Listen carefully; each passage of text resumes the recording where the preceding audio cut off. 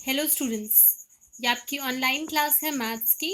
और जो भी डाउट्स आपने पूछे हैं हम उन डाउट्स को डिस्कस कर रहे हैं।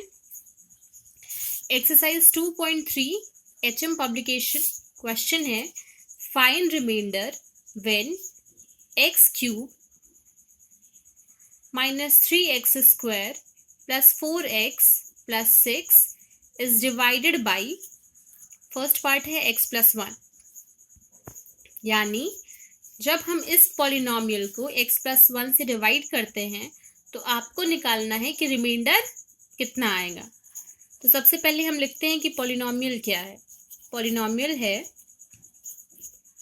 X cube minus 3x square plus 4x plus 6। अब हम क्या करेंगे, ये जो हमें x प्लस 1 दिया गया है इसका हम जीरोज निकालेंगे।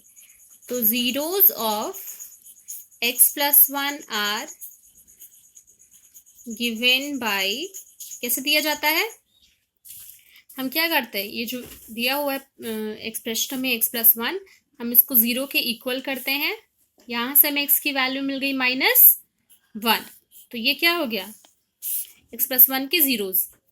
अब हम पॉलिनोमियल px की वैल्यू निकालेंगे एट -1। हम यहाँ किस थ्योरम का यूज कर रहे हैं, रिमाइंडर थ्योरम का यूज कर रहे हैं, जो कि कहता है कि अगर ये पॉलिनोमियल आपको दिया गया है और कोई एक आपको नॉन जीरो रियल नंबर दिया गया है और अगर ये इसका रूट है तो हम यहाँ ये वैल्यू रखें x की जगह पे तो हमें जो रिमाइंडर है वो मिल जाएगा। तो px बराबर हो जाएगा, जहां जहां x है उस हर जगह पे आप -1 पुट करेंगे। तो पहला टर्म x क्यूब है तो -1 का क्यूब, फिर अगला टर्म -3x स्क्वायर है तो -3 और -1 का स्क्वायर। अगला टर्म है +4x तो +4 इंटू -1 और फिर लास्ट टर्म है +6। अब इसको हम स्टेप बाय स्टेप सिंप्लीफाई करेंगे। -1 का क्यूब यानी कि -1 इंटू -1 इंटू -1 जो कि आएगा -1, ये हो जाएगा -3। -1 का स्क्वायर 1 होता है, 3 इंटू 1 1 हो जाएगा, फिर 4 इंटू -1 हो जाएगा -4 और ये हो गया +6। -3 -1 -4 +6 यानी कि -8 +6 विच इज -2। तो रिमाइंडर कितना आ जाएगा, -2। इसी तरीके से इस क्वेश्चन का आपने फर्स्ट और थर्ड पार्ट पूछा था। थर्ड पार्ट देखते हैं कि जब आप इस पॉलिनोमियल को x से डिवाइड करेंगे तो आंसर क्या आएगा। क्लियरली x अगर सिर्फ आपको पॉलिनोमियल दिया है तो इसके जीरोज जो है हम क्या करते हैं, x को जीरो, जो भी आपका पॉलिनोमियल दिया है उसको हम एक्सप्रेशन जो भी दिया है उसको हम जीरो के इक्वल कर देते हैं और फिर उसके जीरोज कैलकुलेट करते हैं। तो जीरोज ऑफ x कैसे निकालते हैं, x इक्वल्स टू 0 कर देंगे, यानी कि x बराबर 0, इसके जीरोज हो गए। अब हमारा पॉलिनोमियल क्या था, p ऑफ x बराबर x cube minus 3x square plus 4x plus 6। इसकी वैल्यू हम रिमाइंडर थ्योरम का यूज करके निकालेंगे। x की जगह हम 0 पुट करेंगे तो आंसर आ जाएगा 0 cube minus 3 into 0 square plus 4 into 0 और प्लस 6। तो ये सारे जो टर्म्स है वो क्या हो जाएंगे, 0 हो जाएंगे, बचेगा सिर्फ कितना, 6। तो रिमाइंडर क्या हो गया, 6 हो गया। ठीक है, इसी तरीके से हमें जब भी रिमाइंडर निकालना है अगर रिमाइंडर थ्योरम का यूज करके, तो हम क्या करेंगे, जो भी जिसका भी ये जो एक्सप्रेशन दिया है इसका आप जीरोस कैलकुलेट करेंगे और फिर उसको जो आपको पॉलिनोमियल दिया गया है जिसका कि रिमाइंडर आपको निकालना है उसमें ये वैल्यू पुट करके उसको सिंप्लीफाई करेंगे, जो आंसर आएगा वही रिमाइंडर होगा। कोऑर्डिनेट ज्योमेट्री की जो एक्सरसाइज है उससे अगला क्वेश्चन है क्वेश्चन नंबर 33। ये क्वेश्चन मैंने आपको एक्सप्लेन किया था अपने पिछले लेक्चर्स में भी। तो किसी ने डाउट पूछा है कि ये लेंथ जो है वो कैसे कैलकुलेट हो रही है।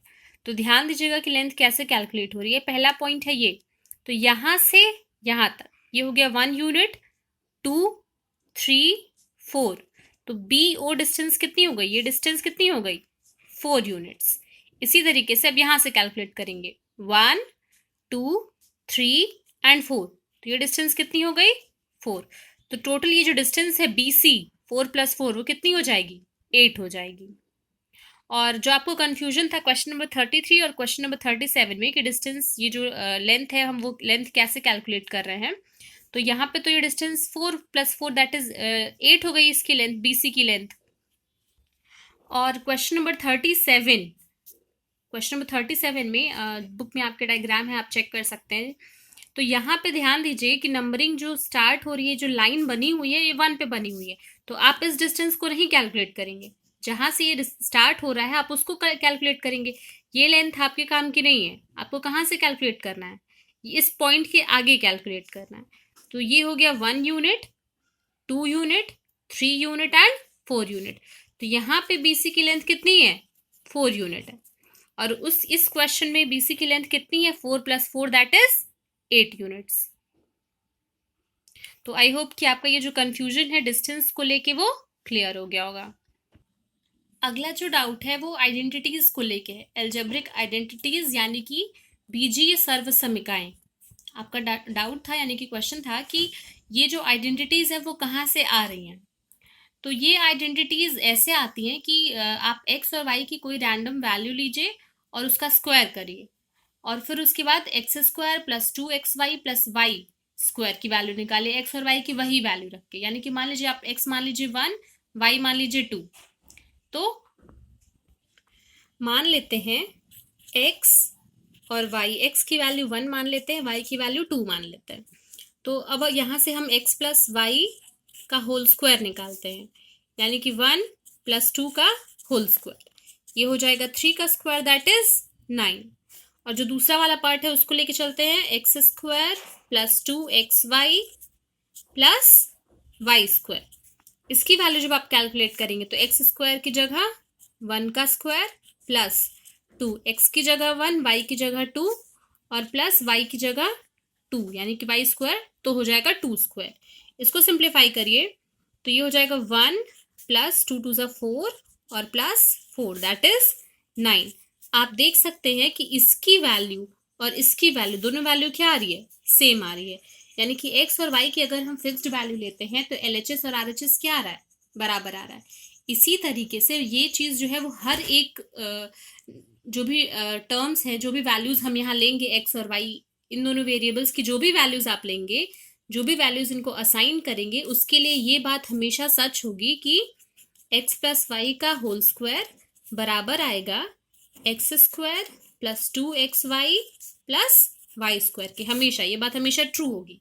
तो ये आइडेंटिटीज एक ट्रू फैक्ट है एक तरीके से, कि जब भी आप x और y की वैल्यू लेकर के अगर उसका स्क्वायर निकालेंगे तो वो इस चीज के बराबर आएगा। ठीक है, आइडेंटिटीज को एक बार डिस्कस कर लेते हैं। हमने पहली आइडेंटिटी पढ़ी थी x + y का होल स्क्वायर बराबर होता है x² + 2xy + y² के। अगला हमने पढ़ा कि दूसरी आइडेंटिटी x - y का होल स्क्वायर बराबर होता है x² - 2xy + y² के। तीसरी आइडेंटिटी हमने पढ़ी कि x² - y² बराबर होता है x - y × x + y।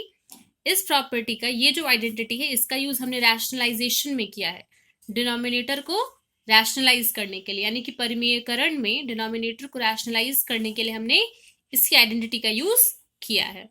इसके बाद जो आइडेंटिटी हमने पढ़ी थी, fifth identity, that is x + y + z का होल स्क्वायर बराबर x² + y² + z² + 2xy + 2yz + 2zx। यानी कि अगर 3 टर्म्स हैं 1 2 3 या कुछ भी ऐसे, जैसे एग्जांपल दिया 2x - y - z, 3 टर्म्स हैं, उनका होल स्क्वायर निकालना है तो हम इस आइडेंटिटी का यूज करेंगे। आप देख सकते हैं कि फैक्टराइजेशन में ऐसे कुछ क्वेश्चंस आपको मिले होंगे। तो अगर आपको पता है कि इस तरीके के अगर आपको जो आइडेंटिटीज हैं वो याद हैं, तो आपको समझ में आएगा कि आप इस आइडेंटिटी को किस तरीके से फैक्टराइज कर सकते हैं। सिक्स्थ है x + y का होल क्यूब बराबर x³ + y³ + 3xy ब्रैकेट में x + y। सेवेंथ है कि x - y का होल क्यूब, ध्यान दीजिएगा कि ये दोनों फॉर्मूलेज जो हैं उसमें डिफरेंस ये है कि यहाँ बीच में प्लस का साइन है और यहाँ बीच में माइनस का साइन है।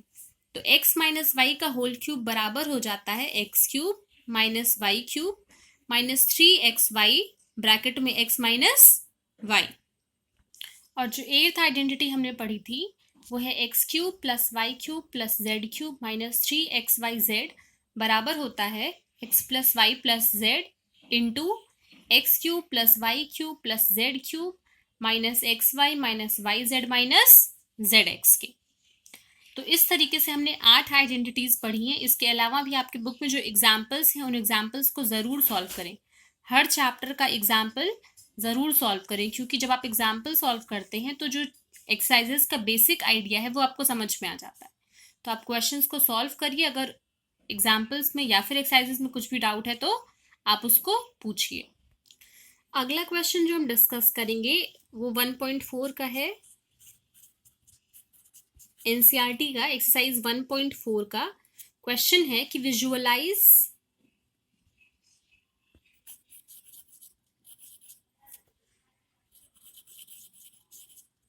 3.765 on the number line। ठीक है, using the method of successive magnification. तो सक्सेसिव मैग्निफिकेशन का जो मेथड है हमको उस मेथड को यूज करके इस नंबर को विजुअलाइज करना है। 3.765 ये नंबर किन दो इंटीजर्स के बीच में आता है? ये 3 से बड़ा है और 4 से छोटा है। तो ये नंबर 3 और 4 इसके बीच में आता है। तो चलिए हम क्या करेंगे, सबसे पहले आप स्केल से मेजरमेंट्स ड्रॉ करेंगे। मैं आपको रफ तरीके से बता रही हूँ। मान लेते हैं ये स्केल का 0 है, ये 1, ये 2, ये 3, ये 4 एंड सो ऑन। ये नंबर जो है वो इन दोनों नंबर्स के बीच में आएगा। सबसे पहला काम हम करेंगे कि 3 और 4 के बीच में जो डिस्टेंस है इसको हम 10 पार्ट्स में डिवाइड करेंगे। 1 2 3 4 5 6 7 8 9 एंड 10। 1 2 3 4 5 6 7 8 9 10। तो हमने क्या किया, इस डिस्टेंस को हमने 3 से 4 के बीच की जो जगह है उसको हमने 10 इक्वल पार्ट्स में डिवाइड कर दिया। अब आप देख सकते हैं कि ये जो नंबर है ये 3.7 से बड़ा है और 3.7 से बड़ा है और 3.8 से छोटा है। क्लियरली 0.765 जो है वो 0.7 से बड़ा और 0.8 से छोटा है। तो अब हम क्या करेंगे कि ये जो डिस्टेंस है इसको मैग्नीफाई करेंगे। कैसे मैग्नीफाई करेंगे, हम इसको वापस से ड्रॉ करेंगे। तो हमने स्केल लिया, ये डिस्टेंस हमने बनाई, ये हो गया 3.7 और ये डिस्टेंस हो गई 3.8। अब हमने क्या किया, इसको वापस से हम 10 पार्ट्स में डिवाइड करेंगे। 1 2 3 4 5 6 7 8 9 एंड 10। 1 2 3 4 5 6 7 8 9 एंड 10। अब आप देखिए कि ये नंबर जो है वो 3.75 से बड़ा है और 3.77 से छोटा है। ऐसे समझिए कि ये 3.7 है, ये हो गया 3.71, 3.72, 3.73, 3.74, 3.75, 3.76, 3.78, 3.79, 3.78, ये है 79 एंड देन ये है 3.8। तो ये है 3.71, ये है 3.79। अब ये जो नंबर है 3.765, आप यहाँ आ जाइए 3.76 पे पहले। तो 7 है, 3.71, 72, 3, 4, 5 एंड 6। ये जो पॉइंट है वो आपका है 3.76। ठीक है, और ये जो अगला है वो है 3.77। क्लियरली ये नंबर जो है वो 3.76 से बड़ा और 3.77 से छोटा है। अब हम इस डिस्टेंस को क्या करेंगे, वापस से बनाएंगे 3.76 और 3.77 डिस्टेंस को। तो हमने क्या किया, स्ट्रेट लाइन वापस से ड्रॉ की, ये हो गया 3.76 और ये क्या 3.77। वापस इसको हम 10 पार्ट्स में डिवाइड करेंगे, 1 2 3 4 5 6 7 8 9 एंड 10। क्लियरली आप देख सकते हैं, 1 2 3 4 5 6 7 8 9 एंड 10। अब हम क्या करेंगे, हमारा पॉइंट क्या है 3.765।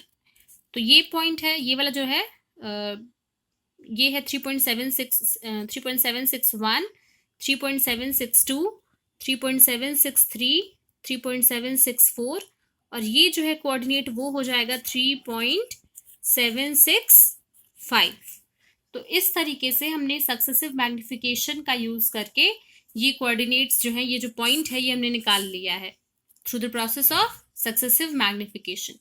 ये इस मेथड के थ्रू विजुअलाइजेशन है इस पॉइंट का। तो इस तरीके का जो भी क्वेश्चन है आप उसको इसी तरीके से सॉल्व करेंगे स्केल की मेथड से। ये स्ट्रेट लाइंस आप प्रॉपर तरीके से ड्रॉ करेंगे, ये जो इंटरवल्स हैं उनको भी आप प्रॉपर तरीके से क्लियर तरीके से ड्रॉ करेंगे मेजरमेंट्स के साथ। ठीक है, तो आज की क्लास के लिए इतना ही। Thank you students.